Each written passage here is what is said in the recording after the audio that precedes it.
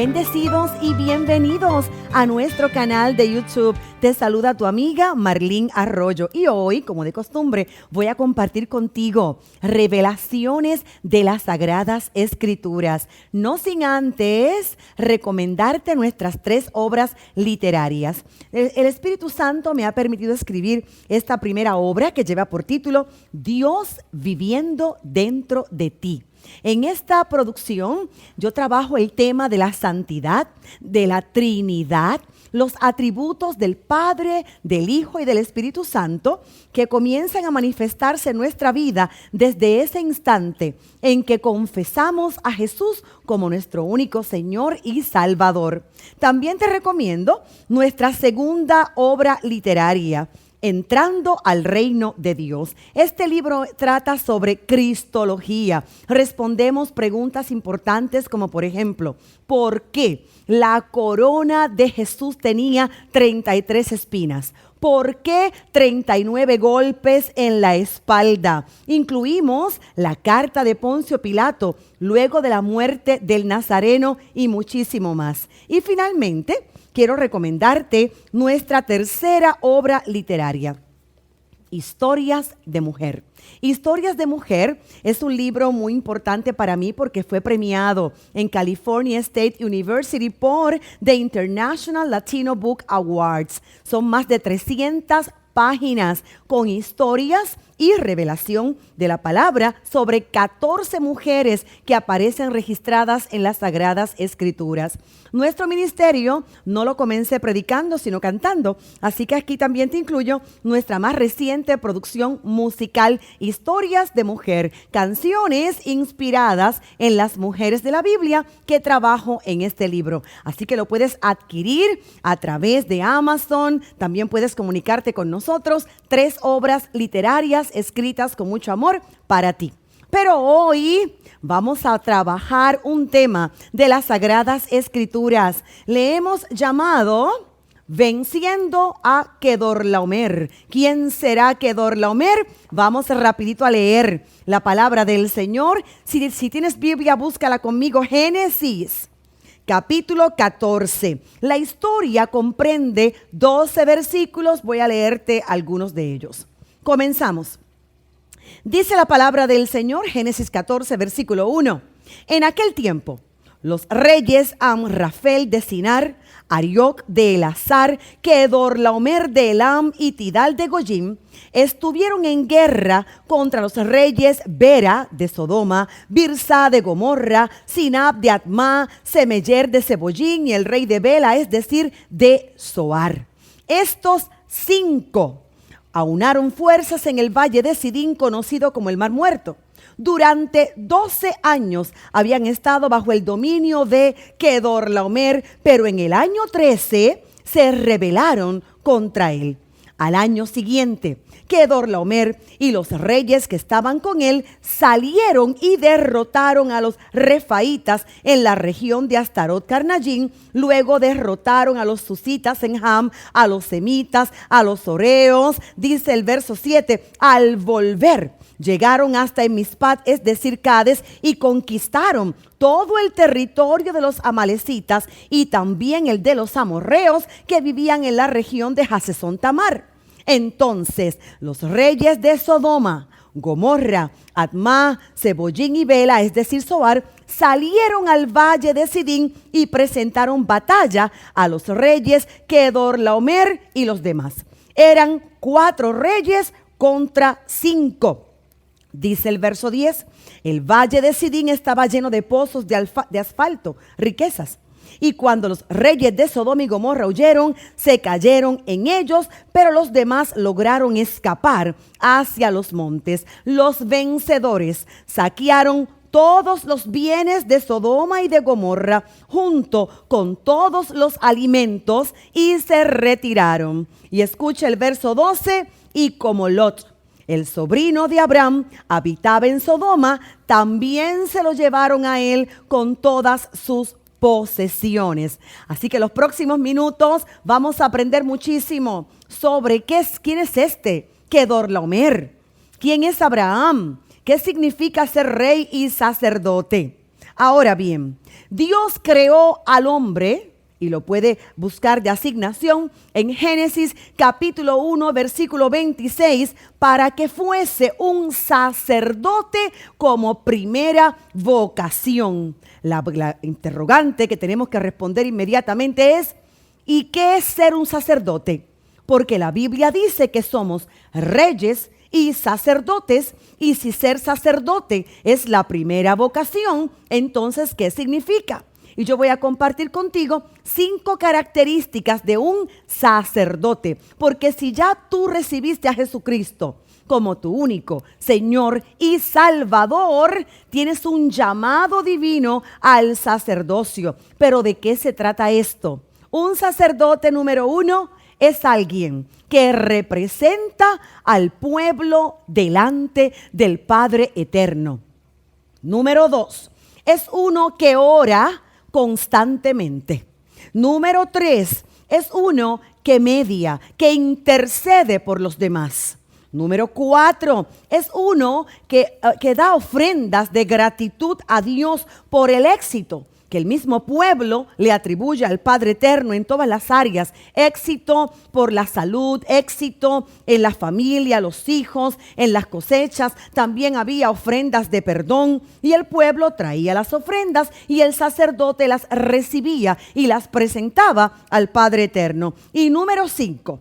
Un sacerdote es uno que opera en la tridimensionalidad del servicio a Dios. Así que estamos hablando de un Dios, un altar y un creyente. Vamos a resumirte esto, mi amor, porque te repito, somos reyes y sacerdotes. Nosotros como sacerdotes, número 1, tenemos que aprender a acercarnos al Padre Eterno, no con un corazón egocéntrico para simplemente pedir por nosotros. No. Un sacerdote hace mucho más que eso. Un sacerdote ora no solo por sí mismo, sino que intercede por los demás también. Muy bien, un sacerdote ora constantemente, un sacerdote presenta ofrendas y un sacerdote opera en la tridimensionalidad. Donde hay un sacerdote es porque hay un Dios, hay un altar y hay un creyente. Muy bien, con eso dicho, cada vez que hay un sacerdote y hay un Dios que es Jehová y tenemos el altar y tenemos entonces allí al creyente, se está manifestando el sacerdocio bíblico, el sacerdocio divino. Entendamos entonces que Dios, ¿verdad?, no solamente quiere hijos así, hijos que lo amen, que lo adoren, que lo contemplen, sino que también quiere que reinen,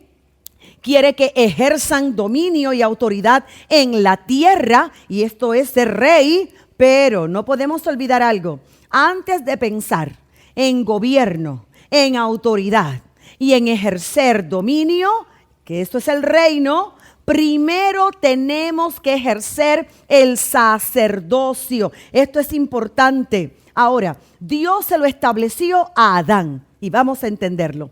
Adán ejerció correctamente el sacerdocio y mientras lo ejerció correctamente fue productivo, fue fructífero. Pero llegó el momento en que Adán pecó, es decir, Adán rompió con su sacerdocio.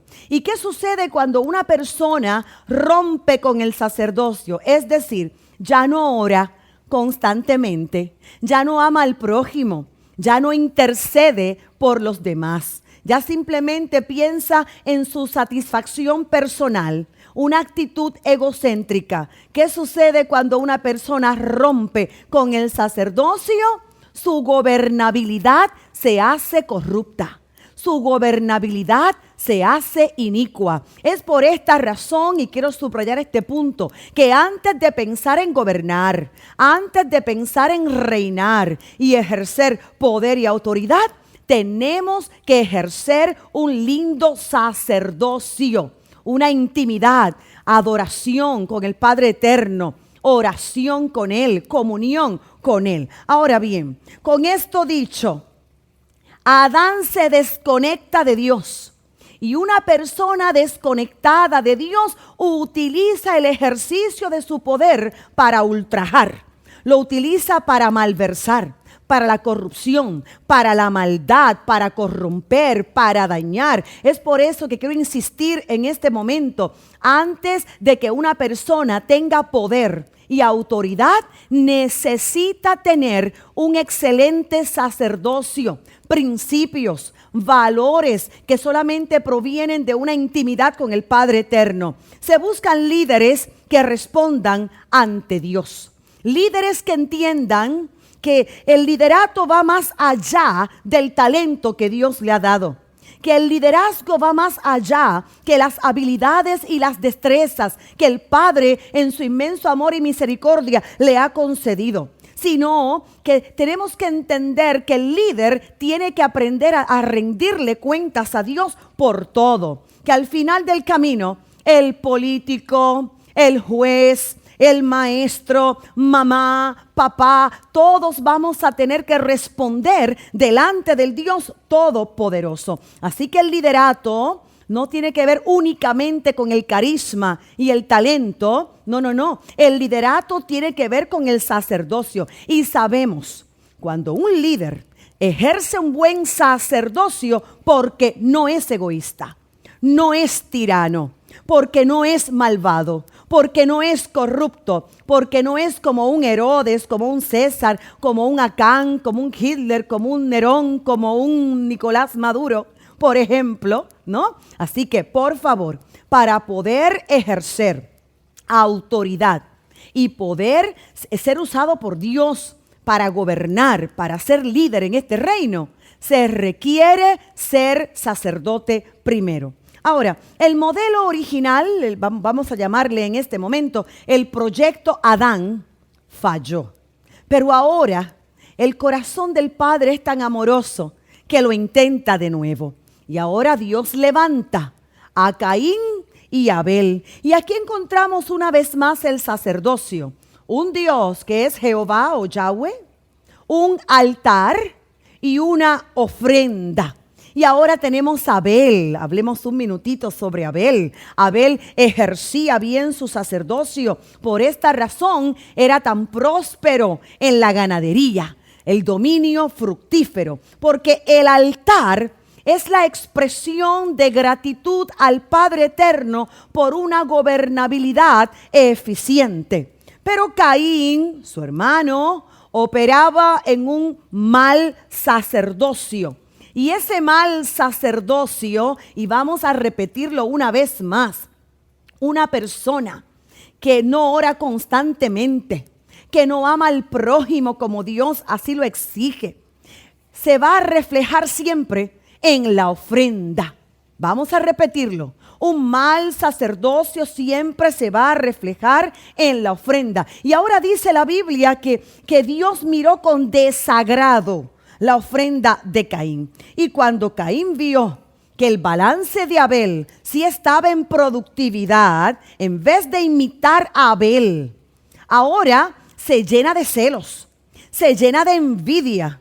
Y ocurrió lo que sucede hoy. Se convirtió en un asesino de su hermano por celos, por envidia. Y ahora nos encontramos en la historia a Caín matando a Abel.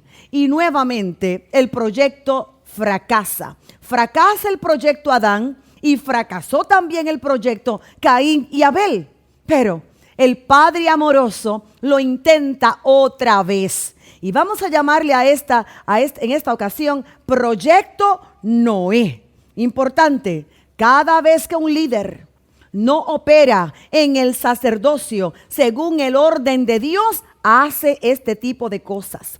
Todo administrador que no restaura su sacerdocio termina robando, termina traicionando, termina corrompiendo. Todo gobernante que opera fuera del sacerdocio, fuera de los principios y los valores del Dios Todopoderoso, termina en corrupción. Entonces, hasta este punto tenemos que orar y entender que necesitamos recuperar el sacerdocio para todo hombre y toda mujer llamado o que desee el liderato. Y no podemos ser torpes, no podemos ser negligentes en el ejercicio desde nuestro reinado a causa de un mal sacerdocio.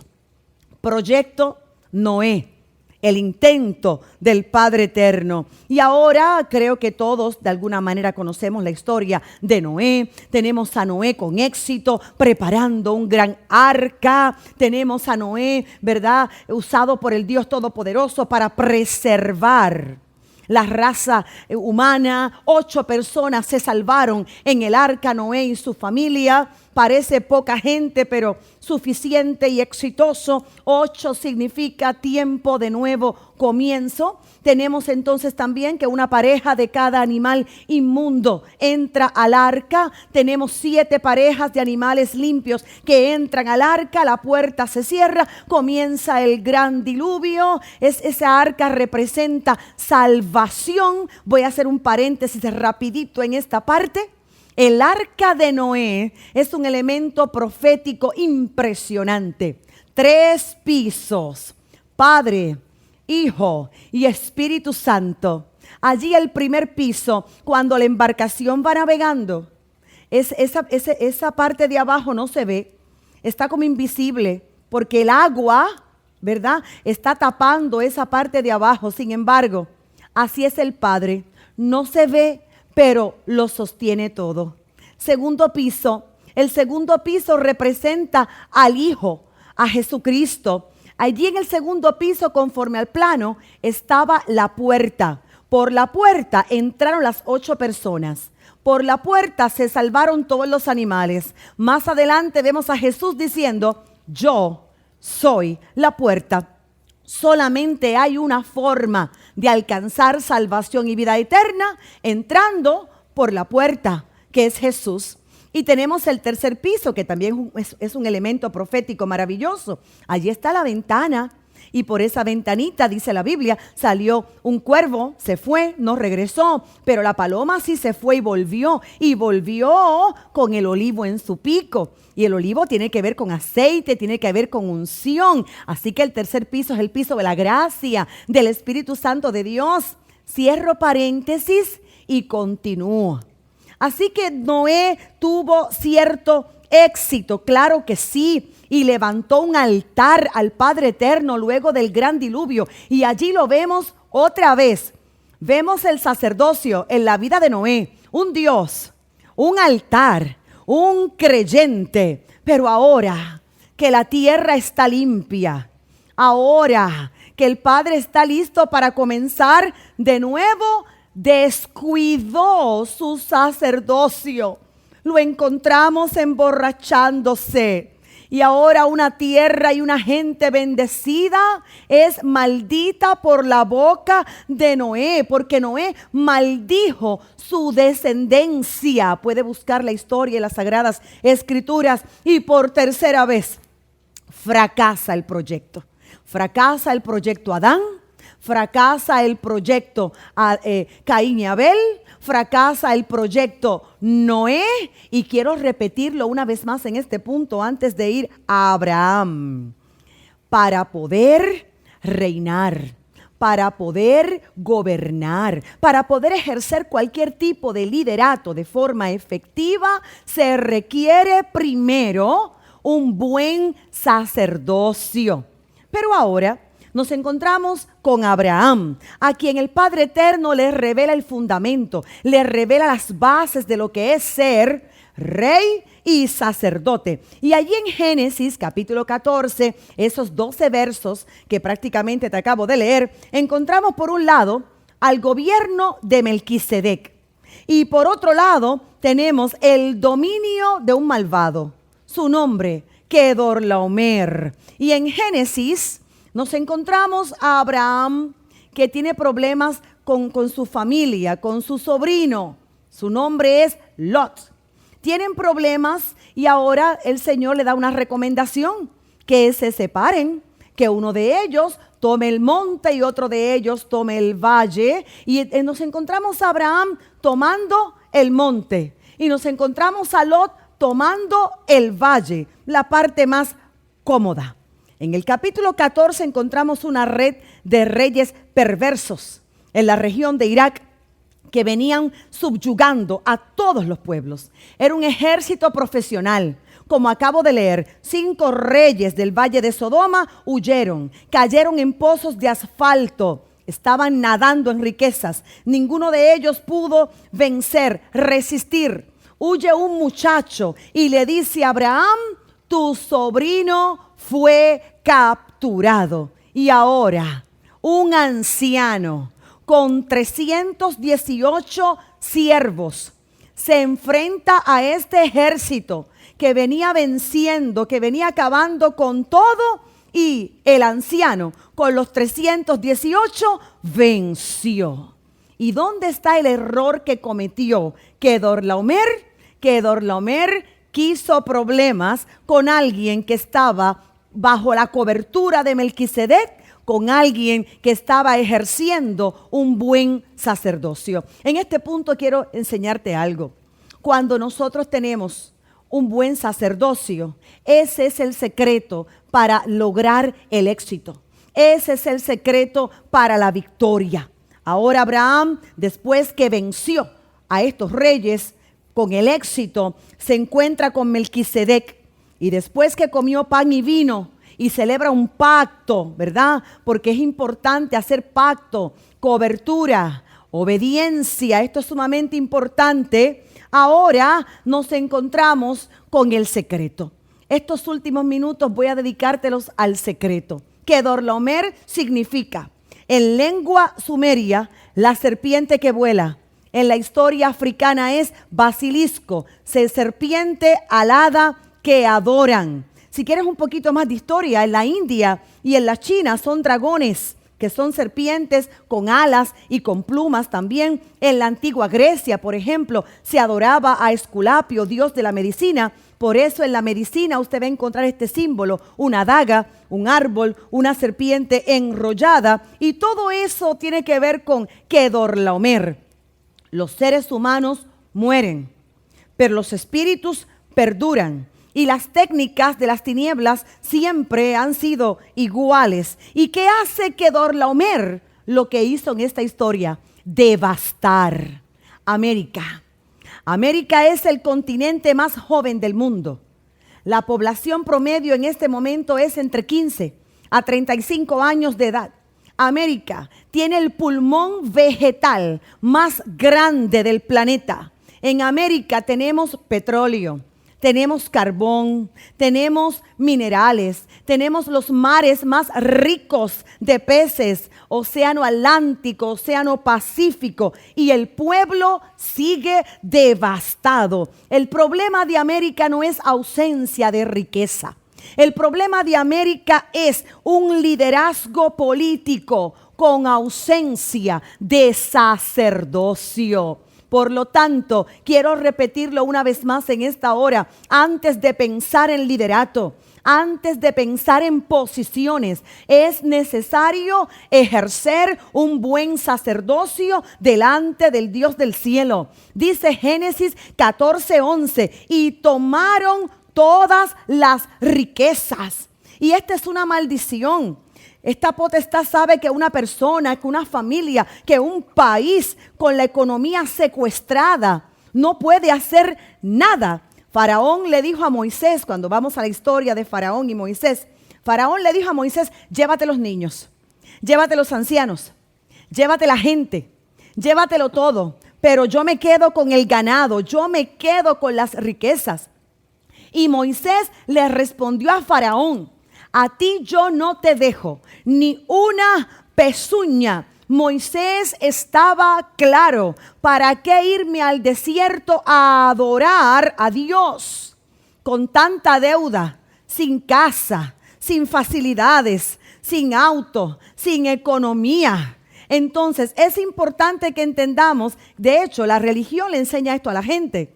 Claro que sí, vamos a adorar al Señor con el pandero en la mano, pero totalmente en miseria, totalmente en pobreza. Y es importante que tú entiendas que esta no es la voluntad del Padre eterno. Los problemas económicos están relacionados con una potestad.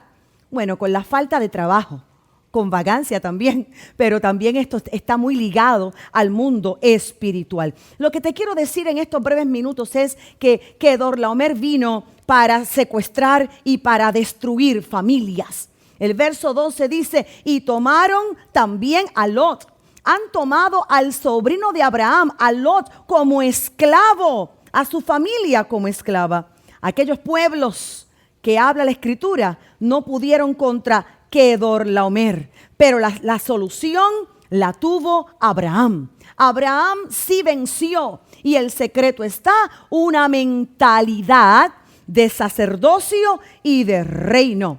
Cuando Dios sacó a Israel de Egipto, lo sacó con esta mentalidad de rey y sacerdote. Abraham, Isaac, Jacob, José, reyes y sacerdotes. Por ejemplo, José en el foso, José en la prisión, José en el palacio. Y sabía José quién era, conocía su identidad, su destino era ser rey y sacerdote.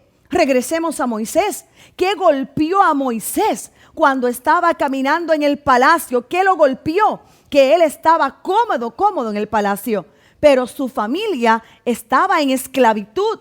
Los suyos eran esclavos, y la Biblia dice que salió de sus comodidades para acercarse a sus hermanos. Ahora debo ir finalizando.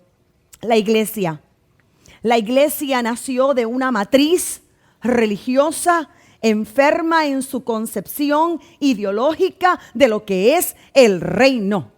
Y ahora se le dijo a la iglesia, cuidado con los hermanos que hablan de política, porque la política es del infierno, olvidándose de que Dios supo colocar a un José, a un Daniel en el gobierno. Cuidado con la mujer que se arregla, con la mujer hermosa, olvidándose de una Esther que comenzó en un concurso de belleza para reina, que tuvo una hermosa preparación, y con el consejo de Mardoqueo terminó reinando desde la plataforma del rey Asuero. Daniel, gobernando en Babilonia, cuna de las ciencias ocultas, pero pudo gobernar desde allí, aunque tuvo enemigos que lo querían destruir, porque Dios lo preservó, porque tenía sacerdocio.